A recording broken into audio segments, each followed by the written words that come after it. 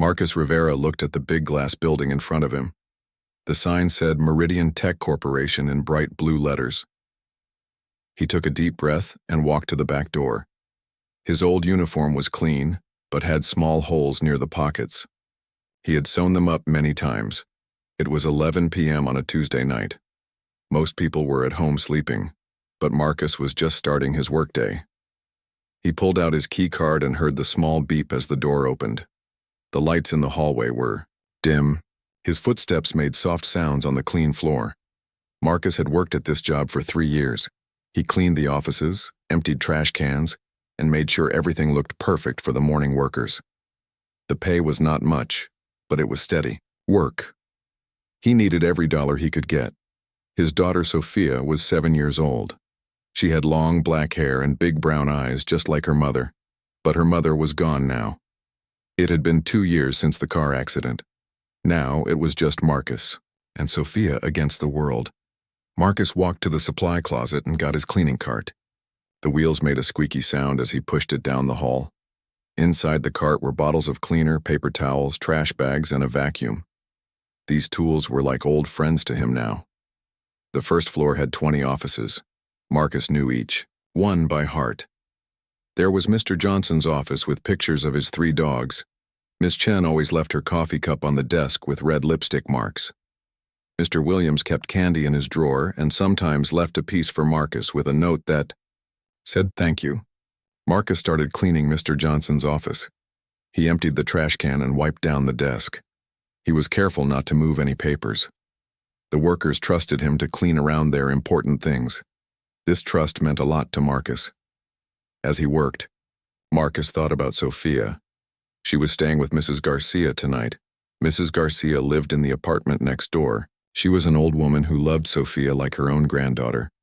But Marcus knew he could not keep asking Mrs. Garcia to watch Sophia every night. The old woman needed her sleep too.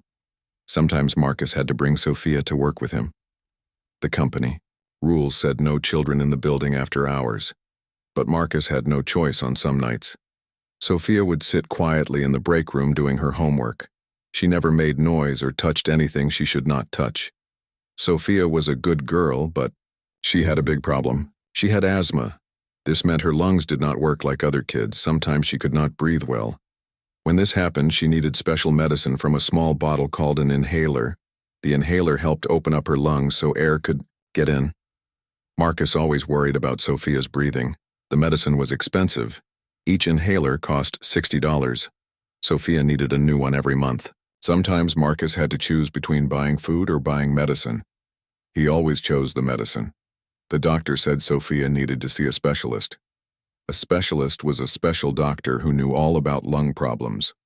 But Marcus did not have health insurance. The visit would cost $500. Marcus had been saving money for 6 months, but he only had $200 saved. Marcus finished the first floor and moved to the second floor. This floor had the meeting rooms and the kitchen area. He liked cleaning the kitchen because it reminded him of cooking with Sophia. They made simple meals together like rice and beans or eggs and toast. Sophia always helped wash the dishes. The second floor took him 2 hours to clean. By now it was 2 a.m. Marcus felt tired, but he had 4 more floors to go.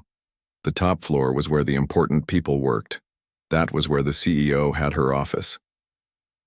Marcus had only seen the CEO a few times. Her name was Rebecca Hamilton. She was a tall woman with blonde hair who wore expensive suits. She always looked busy and serious. Marcus thought she probably made more money in one day than he made in a whole year. Sometimes Rebecca worked very late. Marcus would see the light under her door when he cleaned the other offices. He was always very quiet when he walked past her office. He did not want to bother an important person like her. Marcus took the elevator to the 3rd floor. The elevator was very quiet and smooth. It was much nicer than the old elevator in his apartment building. That elevator made loud noises and sometimes got stuck between floors. The 3rd floor had the computer department. Young people worked here making websites and phone apps.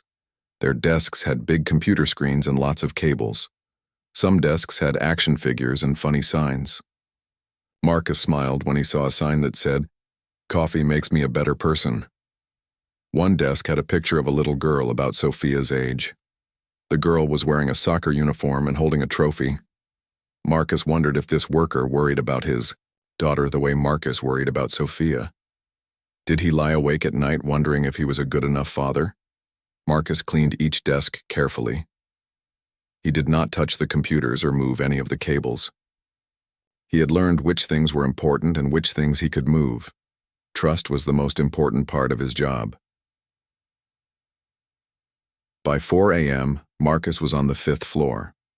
This was the executive floor where the most important people worked. The carpet was thicker here. The furniture looked expensive. Even the trash cans were made of shiny metal instead of plastic. Marcus worked slower on this floor. Everything had to be perfect. These people made decisions that affected hundreds of workers. They needed a clean, calm place to think about important things. As Marcus cleaned, he thought about Sophia's future. He wanted her to go to college someday. He wanted her to work in a place like this, but as one of the important people, not as the person who cleaned up after them. Maybe she could be a doctor who helped other kids with breathing problems. But first they had to get through today and tomorrow and the day after that. Marcus had to keep working nights so Sophia could sleep safely in her bed. He had to keep saving money for her medicine and doctor visits. He had to keep being both a mother and father to a little girl who needed so much. The sun was starting to come up when Marcus finished his work. In 3 hours, hundreds of people would walk into this building. They would sit at clean desks and work in clean offices.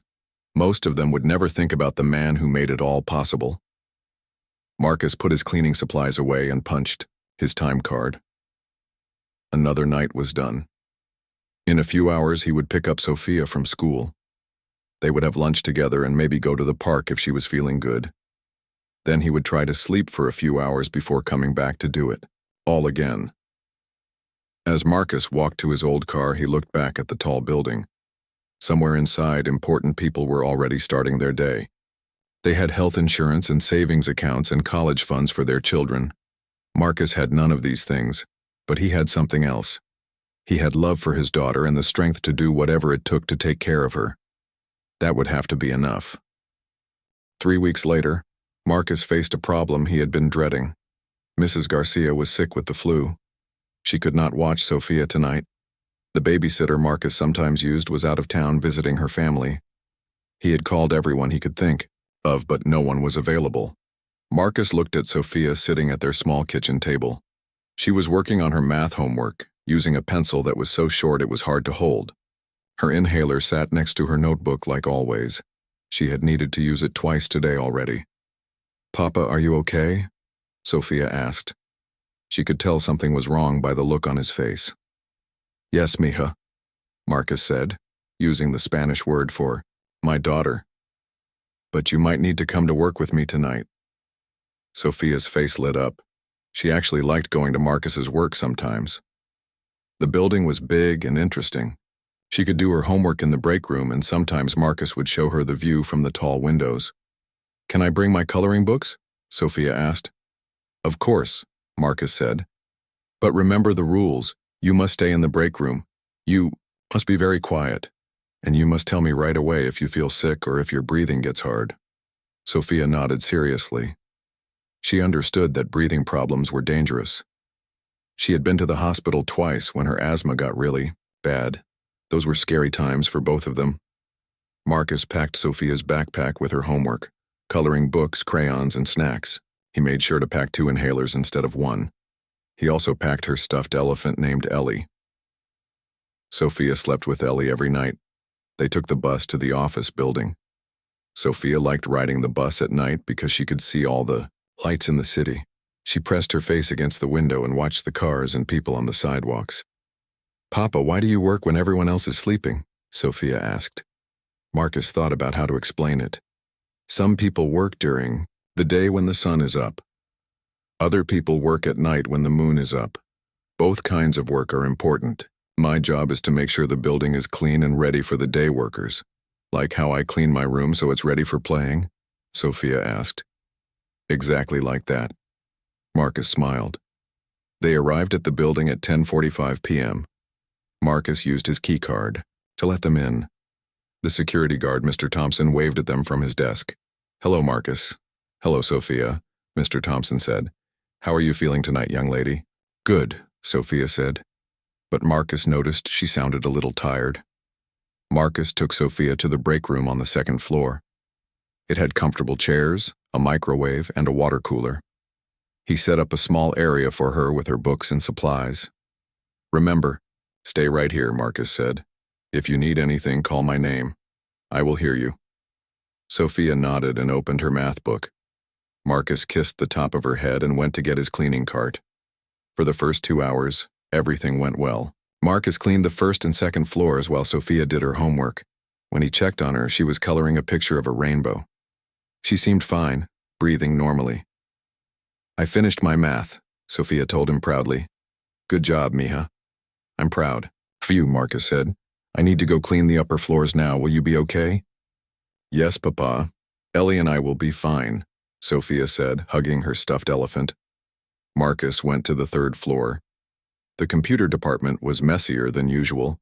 Someone had spilled soda on a desk and forgotten to clean it. Marcus spent extra time making sure everything was perfect. While he was working, the air conditioning system made a strange noise. It sounded like it was working harder than usual. Marcus did not think much about it. Old buildings made lots of noises. What Marcus did not know was that the air conditioning was pushing dust and pollen through the vents. The filters had not been changed in too long. The air in the building was becoming harder to breathe, especially for someone with asthma. Down in the break room, Sophia started to feel strange. At first, it was just a little tightness in her chest. She tried to ignore it and keep coloring, but the feeling got worse. Sophia reached for her inhaler and took 2 puffs of medicine. Usually this helped right away, but tonight the tight feeling in her chest did not go away. If anything, it got worse. Sophia tried to call for her father, but her voice came out as a whisper. She could not get enough air to speak loudly. Panic started to fill her mind. This was the feeling she hated most in the world, the feeling that she was drowning in air.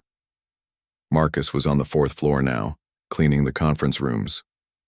These rooms had big tables and lots of chairs. He was focused on his work, trying to finish quickly so he could check on Sophia again.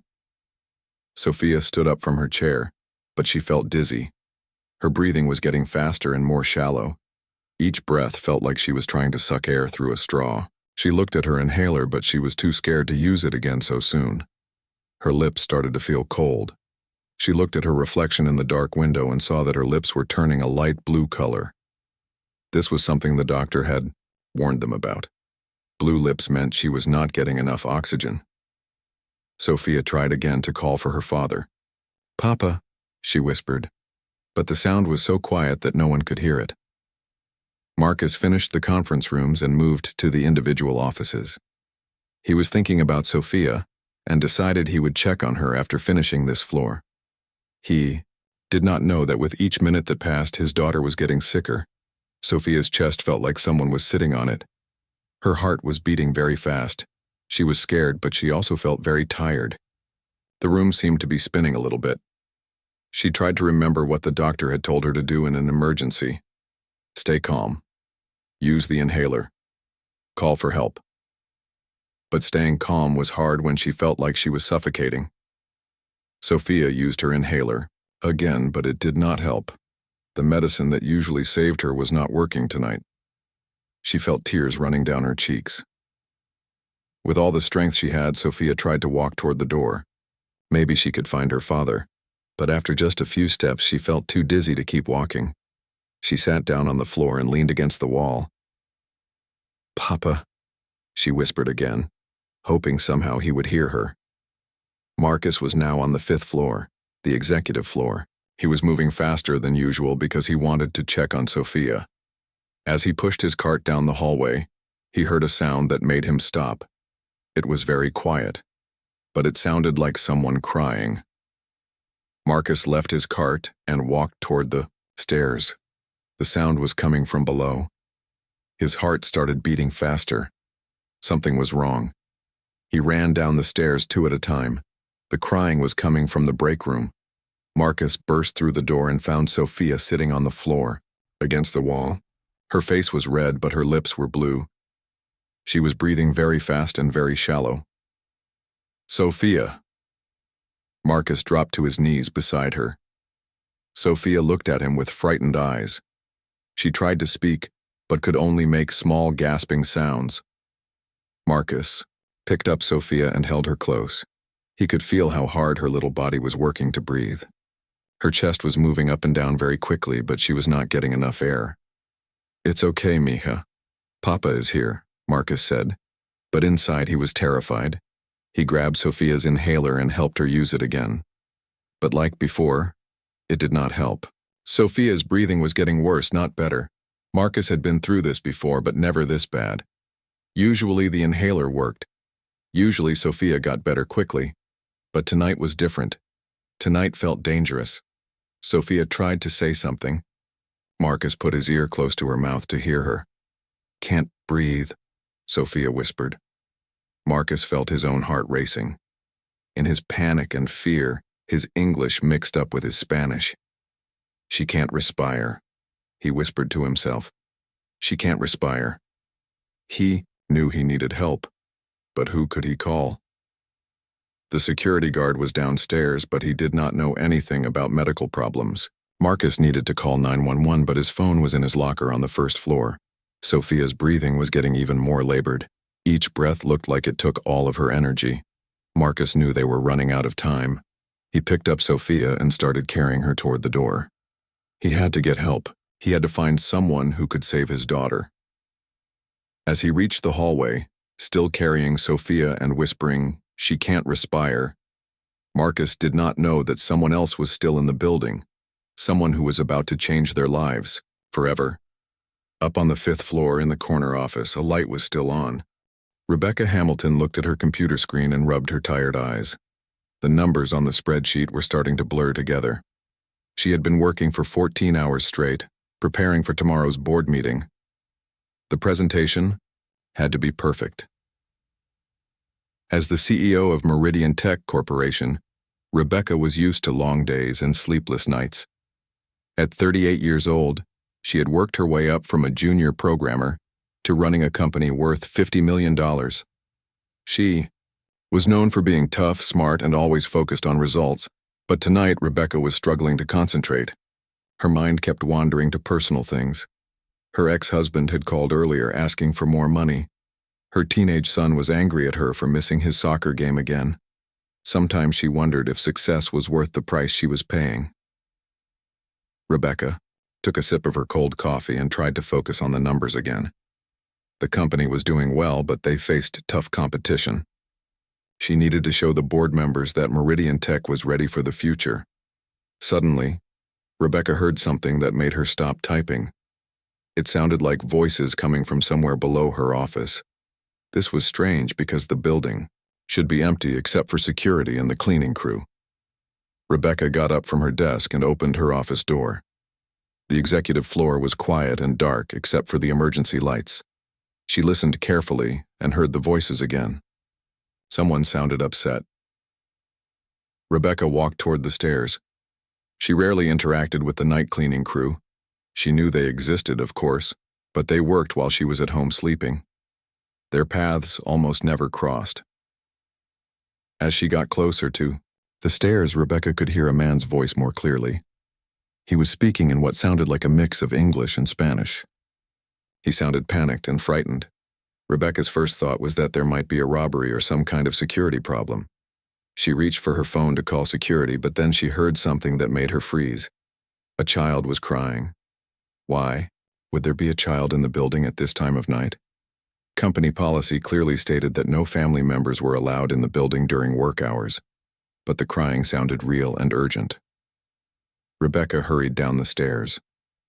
On the 2nd floor, she followed the sounds to the break room. What she saw when she looked through the doorway shocked her completely. A man in a janitor's uniform was sitting on the floor holding a little girl. The child was breathing very fast and making small, gasping sounds. Her lips had a blue color that Rebecca knew was dangerous. The man was rocking back and forth, holding the girl close to his chest. Tears were running down his face. He kept repeating the same words over and over. She can't respire, she can't respire. Rebecca recognized the man as one of the night janitors, though she had never spoken to him. He was younger than she had expected, maybe in his late 20s. His uniform was clean and neat, but his face showed pure terror. The little girl looked about 7 years old. She had long dark hair and was wearing a school uniform. Her small chest was moving up and down very quickly as she struggled to breathe. In her tiny hand, she held what looked like an asthma inhaler. Rebecca's own breath caught in her throat. She had seen this before. Her nephew had asthma, and she remembered a scary night when he had an attack that would not stop. This child was in serious trouble. "Excuse me," Rebecca said softly, stepping into the room. The janitor looked up at her with wide, frightened eyes. For a moment, he seemed confused about why the CEO was standing there. Then embarrassment mixed with his fear. "I'm sorry, Senora," he said quickly. I know she's not supposed to be here, but I had no one to watch her and now she's sick and I don't know what to do." Rebecca could hear the accent in his English, but she could understand him clearly. More importantly, she could see that this was a medical emergency, not a policy violation. "What's her name?" Rebecca asked, moving closer. "Sophia," the man said.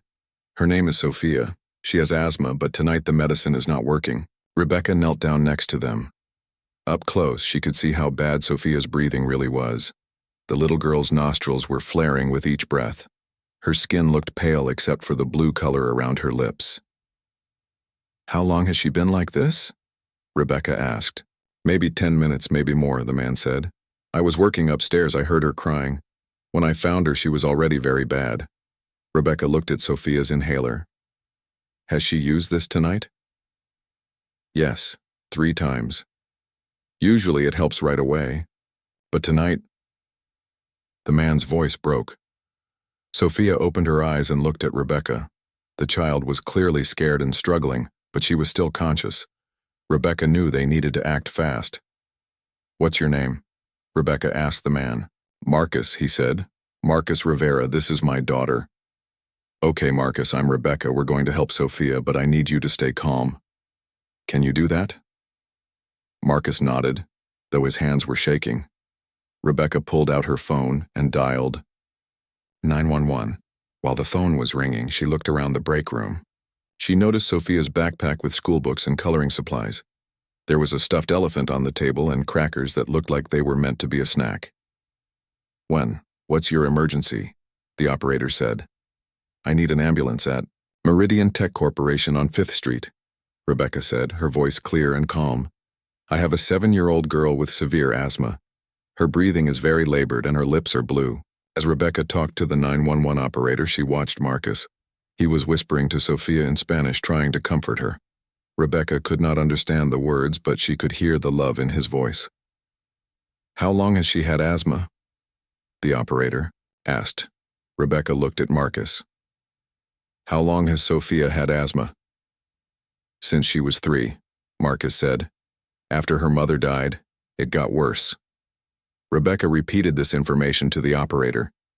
She also described Sophia's symptoms in detail: the fast breathing, the blue lips, the fact that her rescue inhaler was not working. "The paramedics are on their way," the operator said. "They should be there in about 8 minutes. Try to keep the child calm and upright.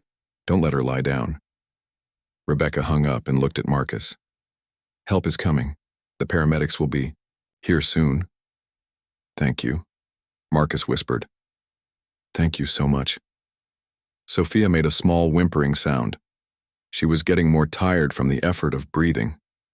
Rebecca could see that the child was using muscles in her neck and stomach to try to get air. This was not good.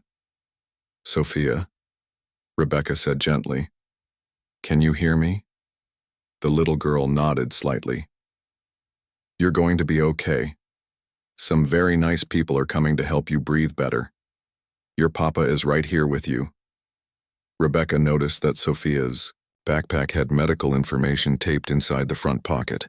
She could see part of a medical card and some instructions written in both English and Spanish. "Marcus, is there medical information in her backpack?"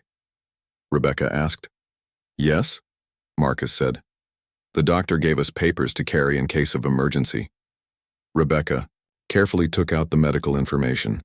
It listed Sophia's medications, her doctor's name, and emergency instructions. It also mentioned that Sophia was allergic to certain medicines. This information would be important for the paramedics. Rebecca was glad she had found it.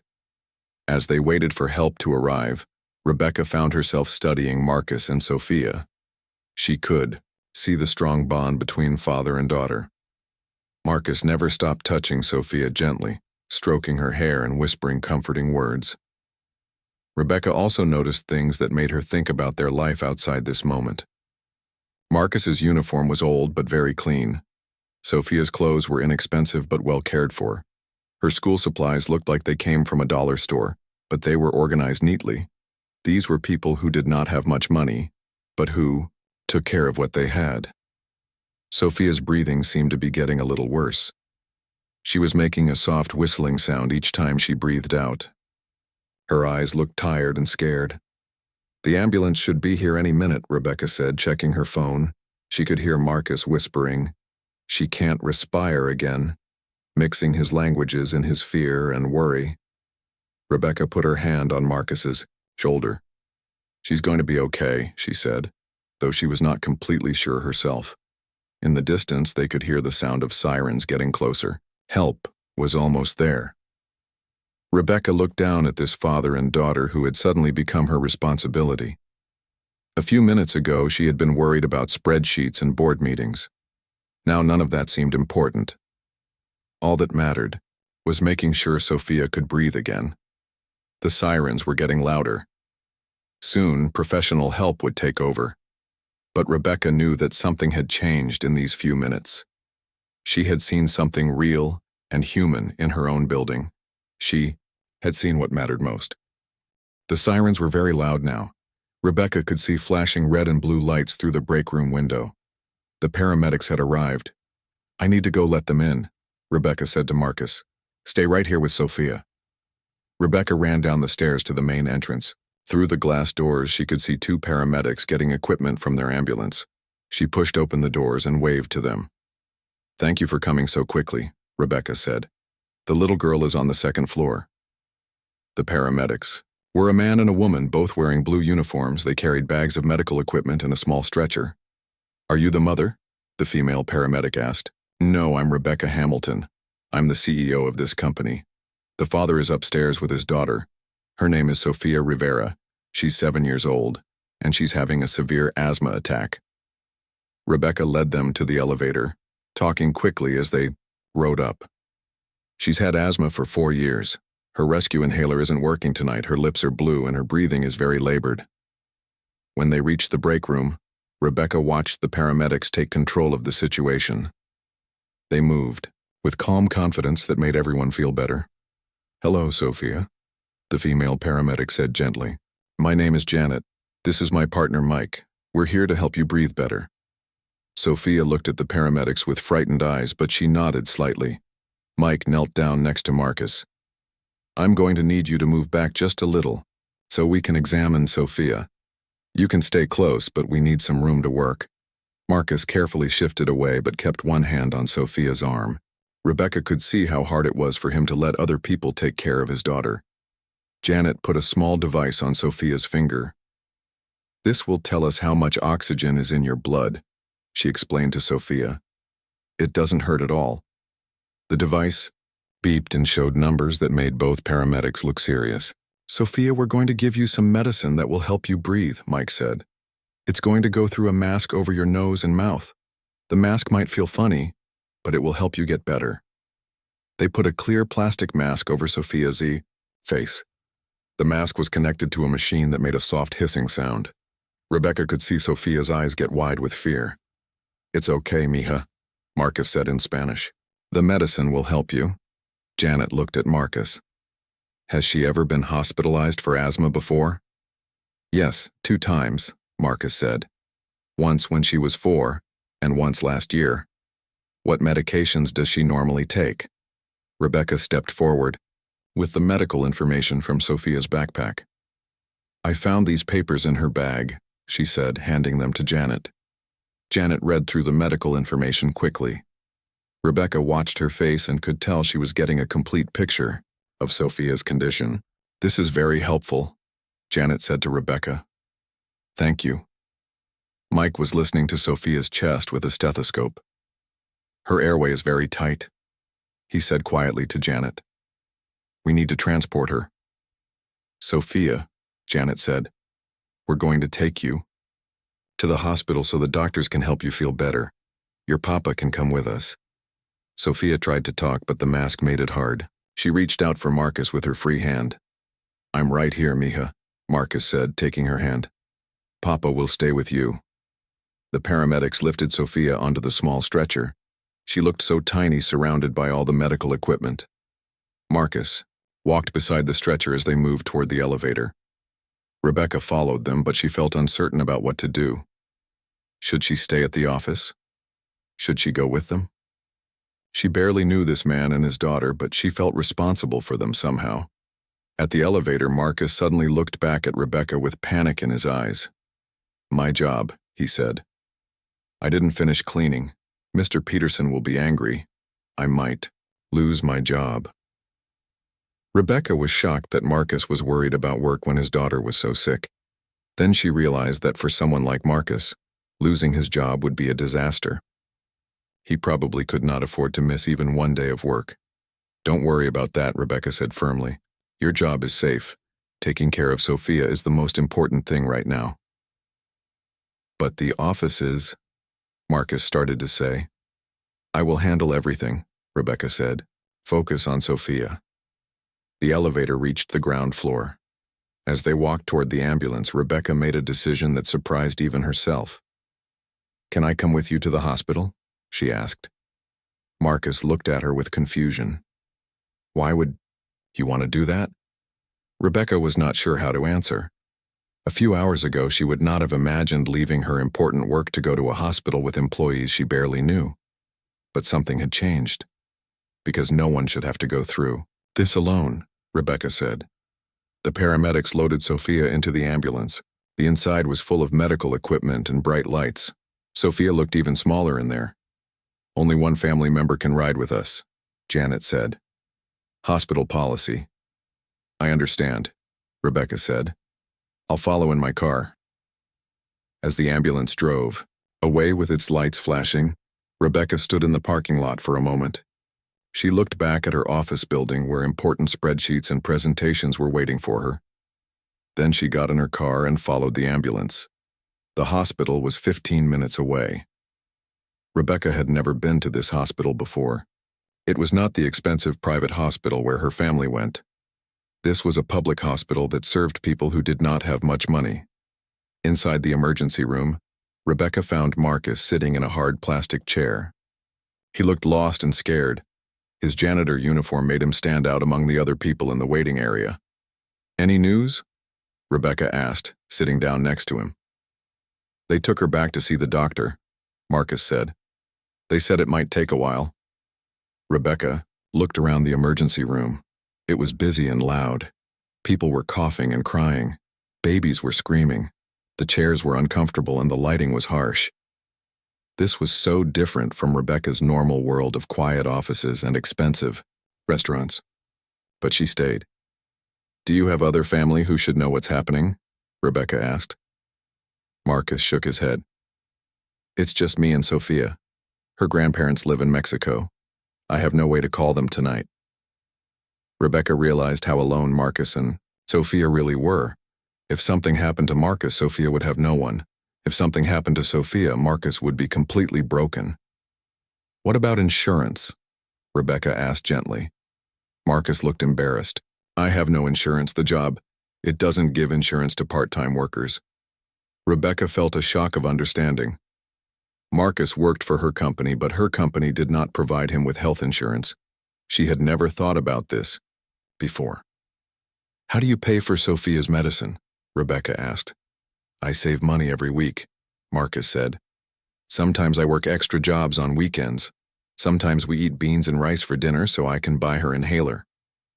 Rebecca sat quietly, thinking about what Marcus had just told her. She made more money in 1 month than Marcus made in a whole year. Yet he was working just as hard as she was, maybe harder. A doctor came out to the waiting area. He was a young man with tired eyes who looked like he had been working all night. "Mr. Rivera?" the doctor called. Marcus jumped up. "Yes, that's me. I'm Dr. Chen. Sophia's going to be okay. We gave her stronger medicine and her breathing is much better now." Rebecca felt relief wash over her. Marcus's knees almost gave out from happiness and exhaustion. "Can I see her?" Marcus asked. "Of course. She's asking for her papa," Dr. Chen said with a smile. As Marcus followed the doctor back to see Sophia, Rebecca stayed in the waiting room. She pulled out her phone and did something she had never done before. She called her assistant at home and told her to cancel all meetings for the next day. "Is everything okay?" her assistant asked.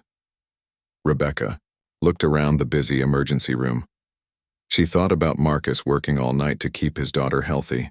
She thought about Sophia trying to do homework in a break room because her father had no choice but to bring her to work.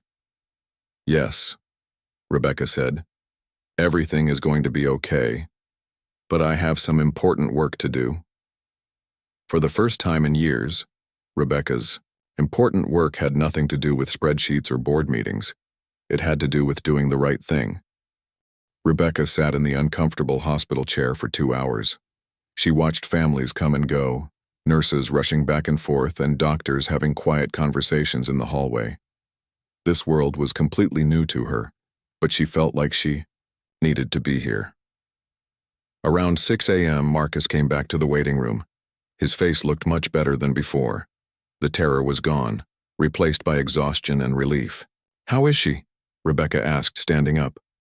"Much better," Marcus said, sitting down heavily. "Her breathing is normal now. The doctor says the medicine worked well." "That's wonderful news," Rebecca said. "When can you take her home?" Marcus's face changed. The worry came back.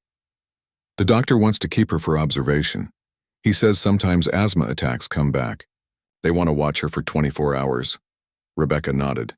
This made sense. Sophia needed to be somewhere safe until they were sure she was completely out of danger. "That's probably smart," Rebecca said. "Better to be safe." Marcus rubbed his face with his hands. "I need to call work. I need to tell them I can't come in today. Mr. Peterson is going to be very angry." Rebecca was confused. "Mr. Peterson? He's the building manager. He's my boss," Marcus explained. "If I miss work without permission, I could lose my job. But I can't leave Sophia alone in the hospital." Rebecca suddenly realized that Marcus did not know who she was. He knew she was important because of her office on the 5th floor, but he did not know she was the CEO of the entire company. "Marcus," Rebecca said gently, "I need to tell you something. I'm Rebecca Hamilton. I'm the CEO of Meridian Tech. Mr. Peterson works for me." Marcus stared at her with his mouth open. You're the big boss?" "Yes," Rebecca said. "And I'm telling you that your job is completely safe. You need to stay with Sophia, that's the most important thing." Marcus looked like he might cry from relief. Thank you so much." A nurse came to the waiting area. "Mr. Rivera, you can go back and see Sophia now. She's awake and asking for you." "Can my friend come too?" Marcus asked, looking at Rebecca. The nurse looked at Rebecca's expensive business suit and then at Marcus's janitor uniform.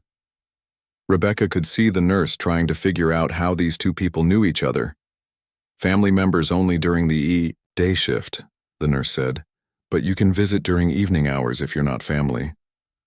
Rebecca realized that Marcus had called her his friend. This surprised her. They had only known each other for a few hours, but somehow they had become friends. "I'll wait here," Rebecca said. "Go see Sophia." After Marcus left, Rebecca walked to the hospital cafeteria. She needed coffee and time to think. The cafeteria was full of tired-looking people, hospital workers ending their night shift, families who had been there all night, and early morning visitors. Rebecca bought 2 cups of coffee and a muffin. As she sat at a small plastic table, she thought about everything that had happened. 12 hours ago, her biggest worry was a presentation for the board meeting.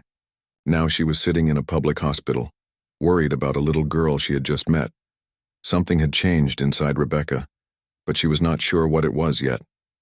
When she returned to the waiting area, she found Marcus talking to a woman in a business suit. The woman had a clipboard and looked official. "Ms. Hamilton?" the woman said when she saw Rebecca. "I'm Jennifer Walsh from the hospital billing department. I was just explaining to Mr. Rivera about the costs for Sophia's emergency care." Rebecca sat down and listened as Jennifer explained the situation. The ambulance ride would cost $800. The emergency room visit would cost $1,200. If Sophia stayed overnight for observation, that would be another $1,500. Marcus was holding the papers, with shaking hands. Rebecca could see him trying to do math in his head, figuring out how many months of work it would take to pay these bills. "We do have payment plans available," Jennifer said kindly. "You could pay $50 per month for about 6 years. 6 years. Rebecca thought about what $50 per month would mean to someone like Marcus. That was probably money for food or rent or Sophia's regular medicine. "Is there financial assistance available?" Rebecca asked. "We do have a charity program," Jennifer said. "But there's a long application process, and honestly, if Mr. Rivera has a steady job, he probably makes too much money to qualify." This seemed impossible to Rebecca. Marcus barely made enough money to survive, but he made too much to get help with medical bills. "Can I speak to you privately?" Rebecca asked Jennifer. They walked a few steps away from Marcus. Rebecca lowered her voice. "What if someone else wanted to pay Sophia's bill?" Rebecca asked. Jennifer looked surprised. "Are you a family member?" "No, but I'm a friend, and I want to help."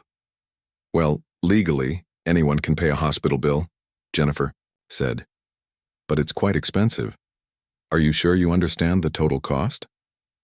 Rebecca thought about her monthly salary. The amount that would destroy Marcus's finances was less than Rebecca spent on business lunches in a month. "Yes, I understand," Rebecca said. "What do I need to do?" Jennifer looked at Rebecca's expensive clothes and jewelry. "You could pay at the billing office, cash, check, or credit card." "I'll pay by credit card," Rebecca said. "But I need you to do me a favor." "What's that?" "Don't tell Mr. Rivera that I paid. Tell him that Sophia qualified for emergency financial assistance through the hospital." Jennifer looked confused. "But that's not exactly true." "It's not exactly false either," Rebecca said. "She did get financial assistance. It just came from an individual rather than a program." Jennifer thought about this for a moment. "I suppose that would be okay. We do have donors who help with bills sometimes." "Perfect," Rebecca said. "Let's go take care of this now." Rebecca followed Jennifer to the billing office. The total bill was $3,400. Rebecca handed over her credit card without hesitation. She spent more than that on a single business dinner. When they returned to the waiting area, Jennifer sat down with Marcus and the paperwork. "Mr. Rivera, I have good news," Jennifer said. "Sophia has qualified for our emergency assistance program. Her entire bill has been covered." Marcus stared at the papers. "All of it?" "Yes, all of it." "You don't owe anything." Marcus started crying. These were tears of relief and gratitude. Rebecca felt her own eyes getting wet as she watched him. "How is this possible?" Marcus asked. "Sometimes generous donors help families in emergency situations," Jennifer said, which was technically true. Marcus looked at Rebecca. "Did you know about this program?" Rebecca had to choose her words carefully. "I knew the hospital sometimes helps families who need it." This was also technically true, even though Rebecca had just created Sophia's assistance herself. Marcus hugged the papers to his chest. "I need to go tell Sophia." She was worried about the money too. "She's so smart, she understands these things." After Marcus left to see Sophia, Rebecca called her assistant again. "I need you to clear my schedule for the rest of the week," Rebecca said. "The entire week? What about the board meeting?" "Reschedule it," Rebecca said. "And I need you to set up a meeting with our HR director and our benefits manager, as soon as possible." "What should I tell them the meeting is about?" Rebecca looked around the hospital waiting room. She thought about Marcus choosing between food and medicine for his daughter. She thought about Sophia doing homework in a break room because her father could not afford childcare. "Tell them we need to discuss employee benefits," Rebecca said. "We have some important changes to make." When Marcus came back from visiting Sophia, he looked much happier. "She wants to meet you," Marcus said to Rebecca. "She wants to thank the lady who helped her breathe." Rebecca felt nervous. She was not used to talking to children, especially sick children, but she wanted to meet Sophia properly. "I would like that," Rebecca said. They walked through the hospital corridors to Sophia's room. It was a small room with 2 beds, but Sophia was the only patient there. She was sitting up in bed wearing a hospital gown that was too big for her. Her breathing looked normal, but she still had medical equipment around her. "Sophia, this is Rebecca," Marcus said in English. "She's the lady who helped us last night." Sophia looked at Rebecca with big, serious eyes. "Thank you for helping me breathe," she said in clear English. "You're very welcome," Rebecca said, sitting in the chair next to Sophia's bed. "How are you feeling now?" "Much better," Sophia said. "The doctor says my lungs are working good now." Rebecca noticed that Sophia's stuffed elephant was on the bed next to her. There were also some coloring books and crayons on the bedside table. "Is that your elephant?" Rebecca asked. "Yes, her name is Ellie," Sophia said, hugging the stuffed animal. "She helps me not be scared." Rebecca smiled. "She looks like a very good friend." "Papa says you have an important job," Sophia said. "I do have an important job," Rebecca agreed. "But last night, the most important thing was making sure you were okay." Sophia thought about this for a moment. "Papa has an important job too. He makes buildings clean so people can work." Rebecca felt something twist in her chest. This 7-year-old girl understood the dignity of her father's work in a way that many adults did not. "You're absolutely right," Rebecca said. "Your papa does very important work." Sophia smiled, and Rebecca felt like she had passed some kind of test. They talked for a few more minutes about school and coloring books and Sophia's favorite subjects. Rebecca woke up at 2 p.m. after only 4 hours of sleep. This was very unusual for her. Normally, she slept exactly 7 hours and woke up at 6 a.m. every day. But today was not a normal day. She made coffee and sat at her kitchen table with her laptop. Instead of checking emails about business, she spent 2 hours researching health insurance plans and employee benefits. She learned things that shocked her. Many companies like hers did not provide health insurance to part-time workers, contractors, or employees who worked less than 30 hours per week. This meant that people like Marcus, who worked essential jobs, often had no medical coverage at all. Rebecca also learned that providing health insurance to all employees would cost her company about $200,000 per year. This sounded like a lot of money, but Rebecca realized it was less than the company spent on office furniture last year. At 4 p.m., Rebecca drove back to the hospital. She brought a bag with her that contained some things she had bought for Sophia. New coloring books, a puzzle, and some crackers that did not have peanuts in them. She had remembered Marcus mentioning that Sophia was allergic to peanuts. When Rebecca arrived at Sophia's room, she found Marcus reading a story to his daughter. Sophia looked much better. Her color was normal, and she was sitting up without any trouble. "Rebecca," Sophia said with a big smile, "Papa was just reading me a story about a princess." "That sounds like a good story," Rebecca said, sitting down in the visitor's chair. "The princess lives in a castle, but she's not happy because she's all alone," Sophia explained. "She wants to help people, but she doesn't know how." Rebecca smiled. "What happens to the princess?" "She leaves her castle and goes to help people in the village," Sophia said. "And then she's not lonely anymore because she has friends." Marcus looked at Rebecca with a knowing expression. Sometimes children understood things better than adults. Dr. Chen came into the room to check on Sophia. After listening to her chest and looking at her test results, he had good news. "Sophia's breathing is completely normal now," he said. "I think she can go home tonight after dinner." "Really?" Sophia asked excitedly. "Really," Dr. Chen said. "But I want to talk to your papa about making sure this doesn't happen again." Dr. Chen explained that Sophia's asthma attack had been triggered by poor air quality in the building. The air conditioning filters needed to be changed more often, and Sophia should have a newer type of inhaler that worked better for severe attacks. The new inhaler costs more money, Dr. Chen said to Marcus, but it could save Sophia's life if she has another bad attack. Marcus nodded seriously. How much does it cost? About $150, Dr. Chen said, and Sophia should see an asthma specialist every 3 months instead of once a year. Rebecca could see Marcus doing math in his head again. These medical costs would be very difficult for him to afford. After Dr. Chen left, Rebecca had an idea. Marcus, can I ask you something? Rebecca said. Of course. Would you be interested in a different job at the company? A full-time job with benefits? Marcus looked confused. What kind of job? Well, we need a facilities supervisor, Rebecca said. Someone to manage the cleaning crews and make sure the building is maintained properly. It would include health insurance for you and Sophia. Marcus stared at her. But I don't have experience supervising people. You know the building better than anyone, Rebecca said, and you clearly care about doing good work. Those are the most important qualifications. I don't know what to say, Marcus said. You don't have to answer now, Rebecca said. Think about it. Sophia had been listening to this conversation carefully. Papa, what's health insurance? Marcus explained in simple terms that health insurance was something that helped pay for doctors and medicine. Like when I need my inhaler? Sophia asked. Yes, exactly like that, Marcus said. Sophia looked at Rebecca. That sounds very important. It is very important, Rebecca agreed.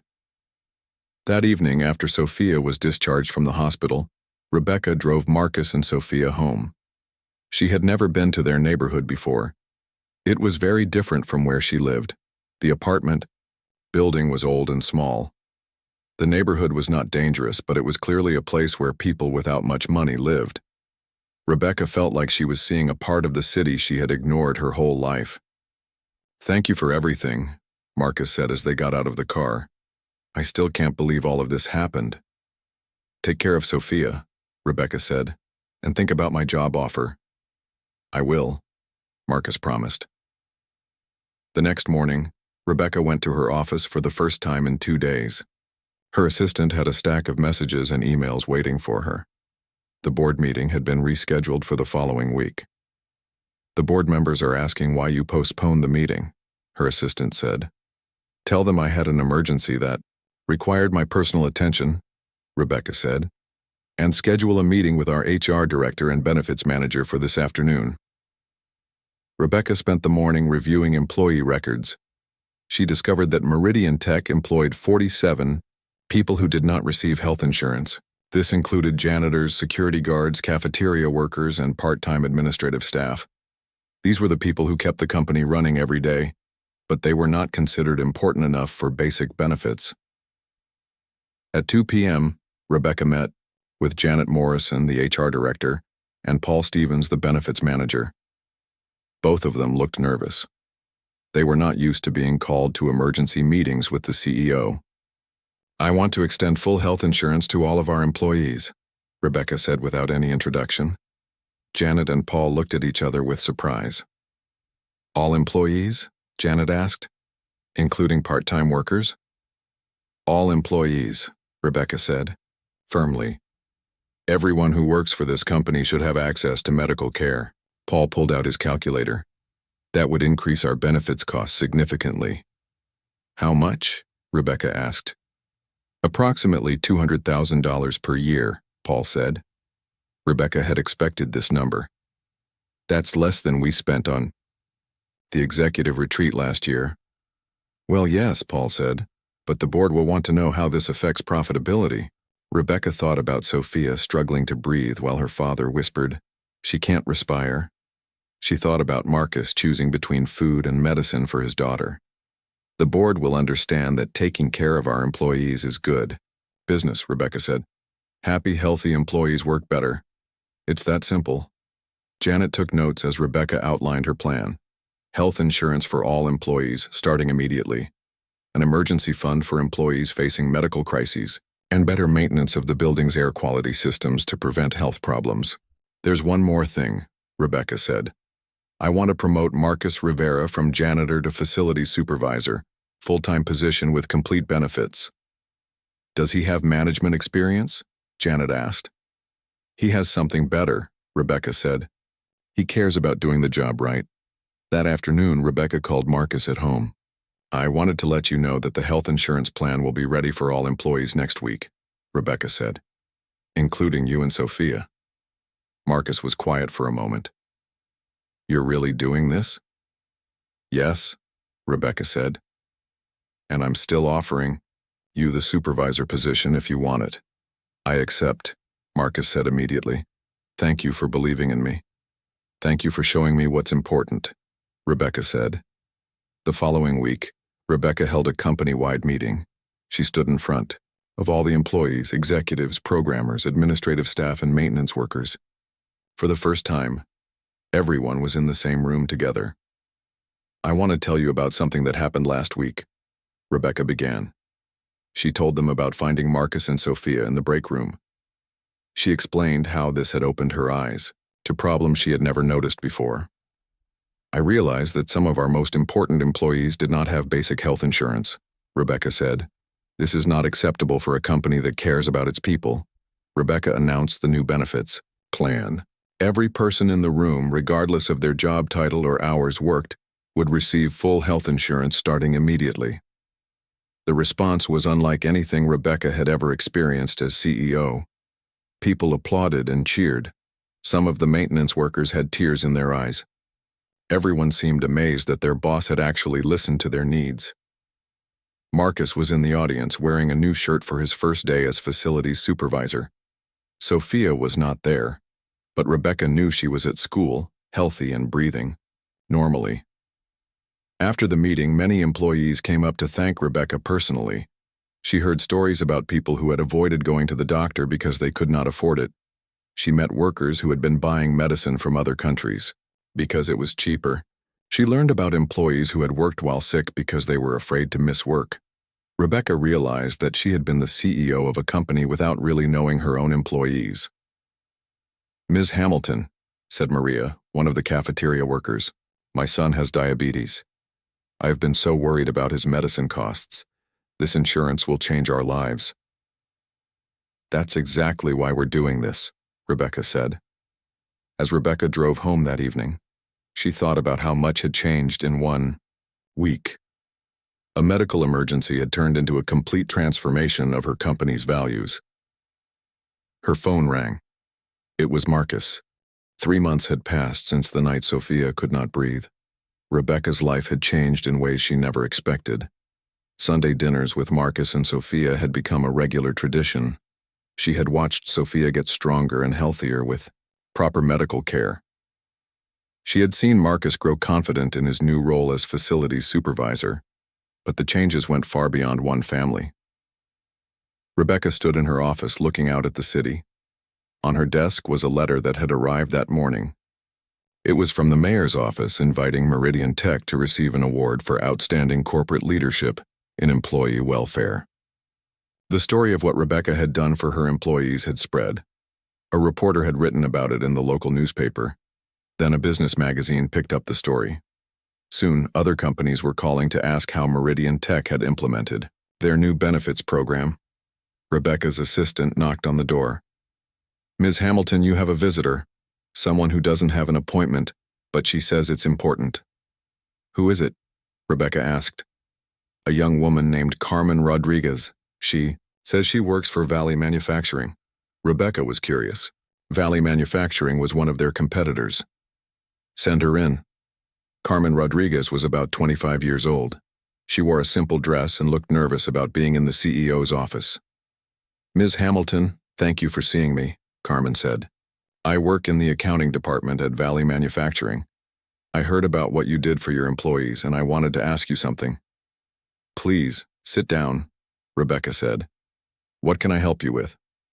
Carmen sat on the edge of the chair. My company employs a lot of people like me. Single mothers, immigrants, people without college degrees. None of us have health insurance. When my daughter gets sick, I have to choose between taking her to the doctor and paying rent. Rebecca felt a familiar feeling in her chest. It was the same feeling she had experienced when she found Marcus and Sophia in the break room. "What are you asking me to do?" Rebecca said gently. "I was hoping you could talk to other business leaders," Carmen said. "Maybe if enough companies change their policies, it could help thousands of families." Rebecca thought about this. She had focused on helping her own employees, but there were many other companies with the same problems. "That's an interesting idea," Rebecca said. "Let me think about it." After Carmen left, Rebecca called Marcus to her office. "How are things? Going with the building maintenance?" Rebecca asked. "Very good," Marcus said. "The new air filters are working well, and the cleaning crews are happy with their new benefits." "I have a question for you," Rebecca said. "Do you think other companies should do what we did with health insurance?" Marcus thought for a moment. "Before Sophia got sick, I was always worried about money for doctors. Now I can focus on my work because I know my daughter is protected. If other fathers felt the same way, they would probably work better too." That afternoon, Rebecca made a decision that would change many more lives. She called a meeting of the local business council. This was a group of CEOs from the 20 largest companies in the city. Rebecca had attended their meetings before, but she had never been very involved. The meeting was held at the elegant country club downtown. Rebecca sat at a long table with 19 other business leaders. Most of them were men in expensive suits who had inherited their companies or worked their way up over many decades. "Rebecca, we heard about your new employee benefits program," said Harold Walsh, who owned a chain of restaurants. "Very generous of you." Rebecca could tell from his tone that he did not mean this as a compliment. "Actually, I wanted to talk to all of you about employee benefits," Rebecca said. "I think we could work together to help more families in our city." "Work together how?" asked Linda Chen, who ran a manufacturing company. Rebecca explained her idea. "What if all the major employers in the city agreed to provide basic health insurance to their workers? They could negotiate better rates by working as a group. They could share the costs of preventive care programs that would keep employees healthier." "That sounds expensive," said Robert Martinez, who owned several construction companies. "It's less expensive than having sick employees who can't work," Rebecca replied. "It's less expensive than constantly training new workers because people leave for jobs with better benefits." Harold Walsh shook his head. "Rebecca, I understand you want to help people, but business is about making money, not running a charity." Rebecca felt anger rising in her chest. "Business is about people," she said firmly. "Without healthy, loyal employees, there is no business." The room was quiet for a moment. Rebecca could tell that most of the other CEOs disagreed with her. "Look," said Linda Chen in a gentler voice, "what you did at your company is admirable, but not all of us have the profit margins to afford such generous benefits." Rebecca had prepared for this argument. She pulled out a folder of research she had done. "I've looked at the financial statements for all of our companies," Rebecca said. "Every single one of us could afford basic health insurance for our employees. We choose not to because we prioritize short-term profits over long-term stability." This made several people uncomfortable. Robert Martinez leaned back in his chair. "Even if that's true," he said, "why should we change?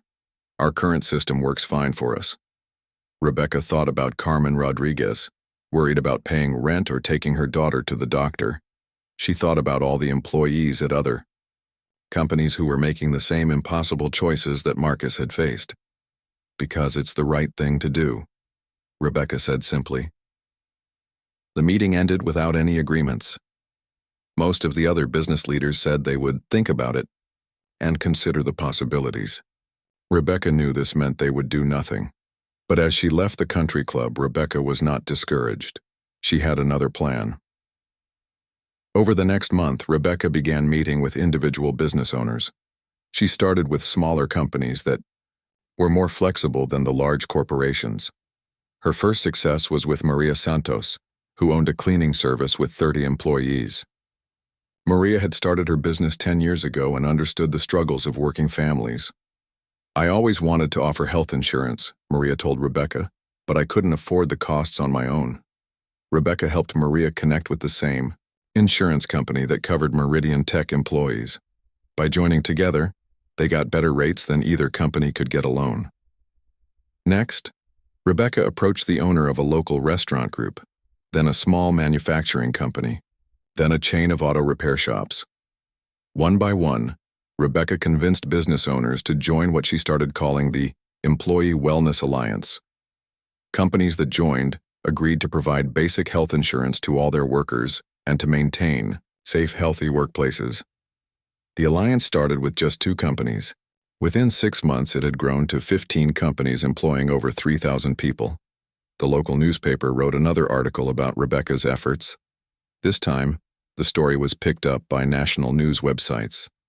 Rebecca started getting phone calls from business leaders in other cities who wanted to start similar programs.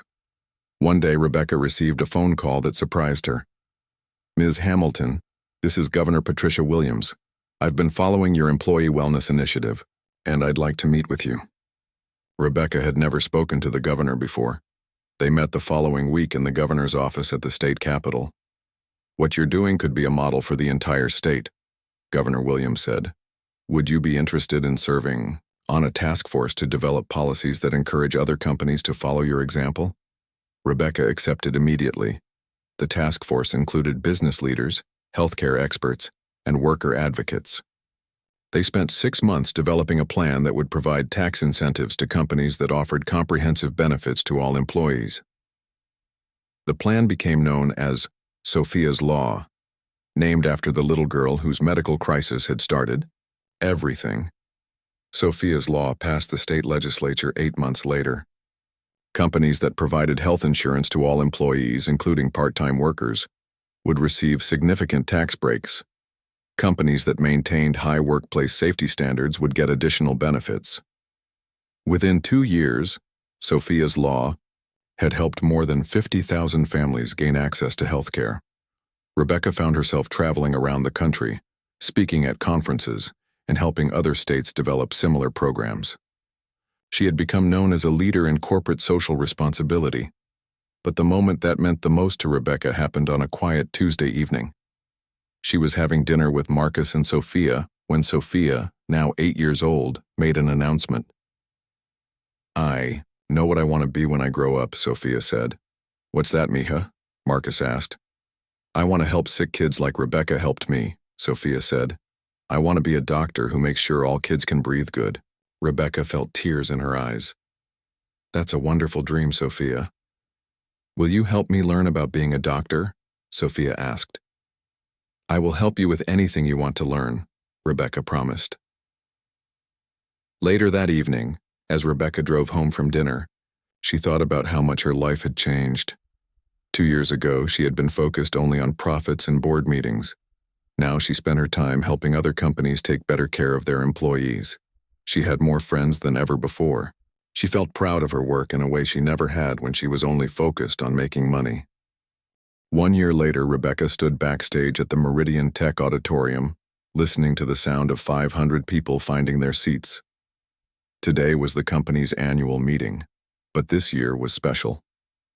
This year marked the first anniversary of what employees called the night everything changed. Rebecca looked at her speech notes one final time, but she knew she would not need them. The words came from her heart now, not from a script. "Ms. Hamilton, you're on in 2 minutes," said her assistant. Rebecca walked to the edge of the stage curtain and peeked out at the audience. The auditorium was packed with Meridian Tech employees and their families. In the front row, she could see Marcus wearing his best suit.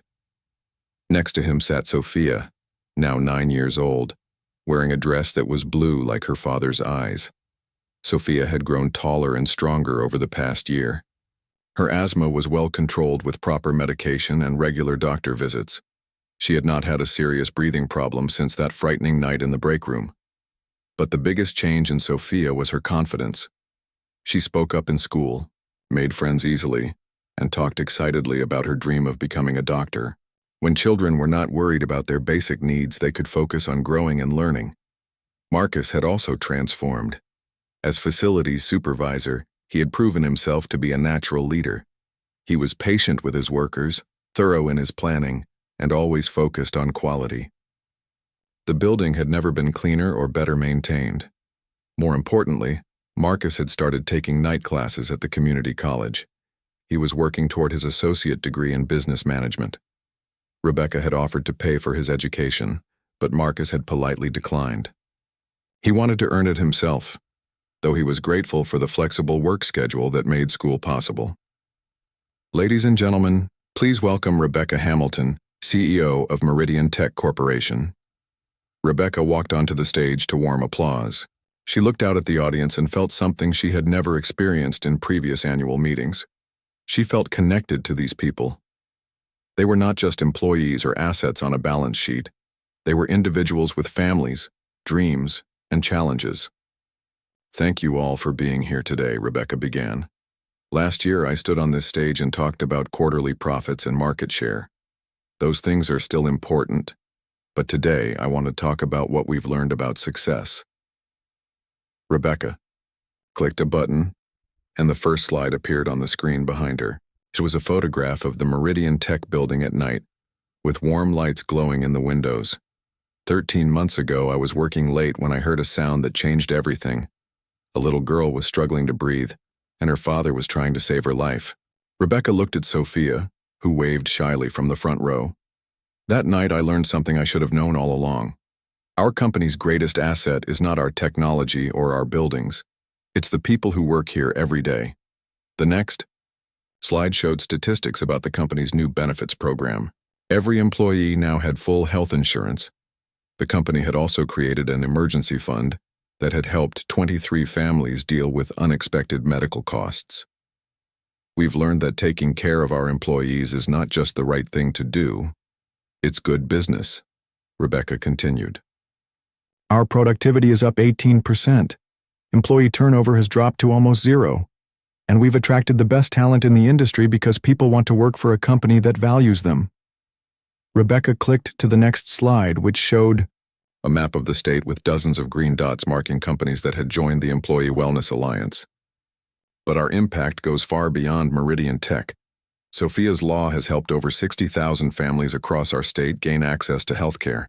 Companies in 12 other states have contacted us about starting similar programs. The audience applauded enthusiastically. Rebecca could see pride on the faces of her employees. They were proud to work for a company that was making a difference. Today, I want to announce our next initiative, Rebecca said. The slide changed to show architectural drawings of a new building. We're going to build an on-site childcare center for our employees. The audience erupted in surprised cheers. Rebecca had kept this project secret for months while working with architects and childcare experts. No parent should have to choose between coming to work and taking care of their children, Rebecca said. And no child should have to sit in a break room while their parent works. She looked at Sophia, who was clapping excitedly. Sophia understood better than most people what this announcement meant.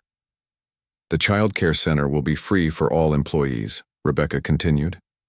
It will be open 24 hours a day to support our night shift workers.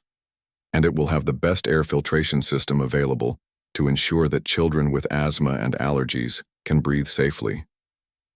Marcus had tears in his eyes. He remembered all the nights he had worried about leaving Sophia with neighbors or bringing her to work with him. But I want to tell you about something even more important than new programs and policies, Rebecca said. I want to tell you about the personal transformation that can happen when we truly care about each other. The next slide was a photograph of Rebecca, Marcus, and Sophia at last month's science fair.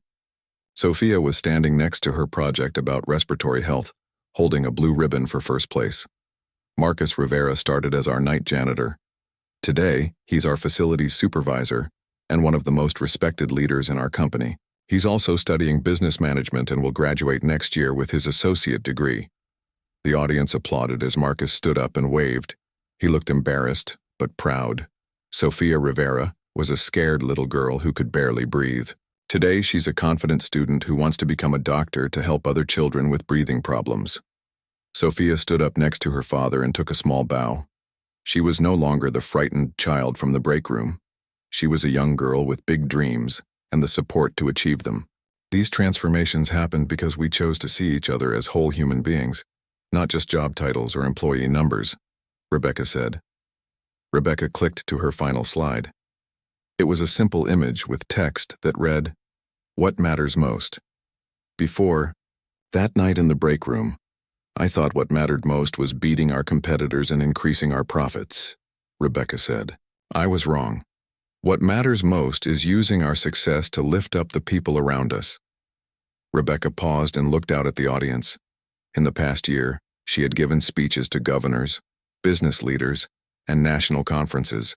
But this speech, to her own employees, felt the most important. Next month, I'll be speaking at a conference in Washington, D.C. about corporate responsibility. The speech is being televised, and they expect an audience of millions of business leaders across the country. Rebecca smiled and looked at Sophia. But the most important speech I'll ever give was when I called 911 and said, "I have a 7-year-old girl who can't breathe."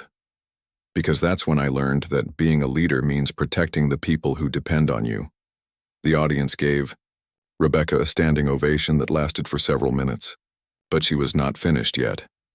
"I have one more announcement," Rebecca said when the applause died down. "I'm establishing the Sofia Rivera Scholarship Fund for children of Meridian Tech employees who want to pursue careers in healthcare." Sophia gasped and covered her mouth with her hands. She had not known about this. The fund will provide full college scholarships, including medical school, for students who want to help others the way our community helped Sophia. Rebecca looked directly at Sophia. The first recipient of this scholarship will be Sophia herself when she's ready for college. Sophia started crying happy tears. Marcus put his arm around his daughter and whispered something in Spanish that made her smile through her tears. "But the scholarship is not just for Sophia," Rebecca continued. "It's for any child in our Meridian Tech family who wants to dedicate their life to healing others."